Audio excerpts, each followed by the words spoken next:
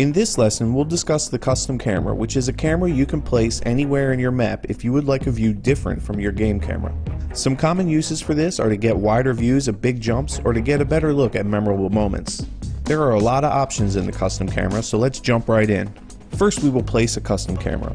Bring up the New Objects menu, select the Common Category, Subcategory Game, and from there we can select the custom camera. In the editor, the camera can be moved around and rotated just like any other object. It does have a few extra visualizations, however. The dotted red line represents the center of the frame. If the camera is targeted to an object, which we will cover in just a moment, then this dotted line will connect the camera to that object. The other visualization is the white dotted lines that come out and connect to a rectangle. This represents your range and field of view. Now let's check out the custom camera properties. The first options here are basic object options that we have already covered in the Advanced Object Properties lesson. The next option, Enabled, sets if the camera is on or not. With Enabled checked, when the rider enters the camera's range, the camera will activate. Unchecked, the camera will not activate. This can come in handy if you want to activate the camera based on a parameter other than the game character's position. Next we have Type. Here we have three settings that determine what happens when the camera activates. Interpolate means that the camera will adjust from the view of the game camera. With this setting, the game camera does not appear to change, it simply looks like it moves to the position of the custom camera. With the Cut setting, the camera appears to cut to the custom camera position, just like in editing a movie from one camera to another. Cut and Interpolate combines the two. As the rider enters the camera range, it'll cut to the custom camera position, but as he leaves the camera range, it will interpolate back to the game camera position.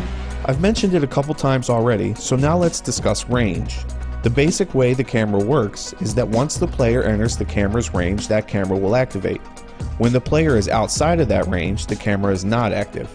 So for example, if the camera is placed 25 meters from the driving line, but the range is only set to 20 meters, then the rider will never enter the camera's range and it will not activate. As I mentioned earlier, the white dotted lines coming out of the front of your camera represent its range. When the player is within the boundaries created by those lines, the camera will activate.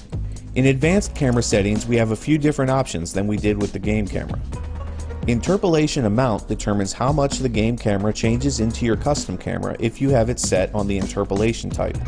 Set it to 0 and the rider's view will stay on the game camera. A value of 100 will move the camera fully to the custom camera position. Interpolation speed determines how quickly the camera moves to the custom camera position. A value of 0 will give you a slow, smooth transition. 100 will be very quick. Next, you can choose to have the camera follow an object in the world.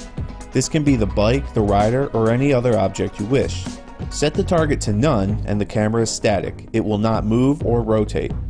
Set the target to object and then choose an object in the game world with the select target option. Now your camera will stay in the spot where you placed it, but it will pan and tilt to follow the target object as that object moves throughout the world. The next four advanced settings, post effect, tint, exposure, and depth of field, are all the same as the game camera options of the same name. Finally, use as game camera speaks for itself. Check this box if you want to use the custom camera instead of the game camera as your default camera. Now, when we back out to the main properties menu, the last two options we've already covered in previous camera and object lessons.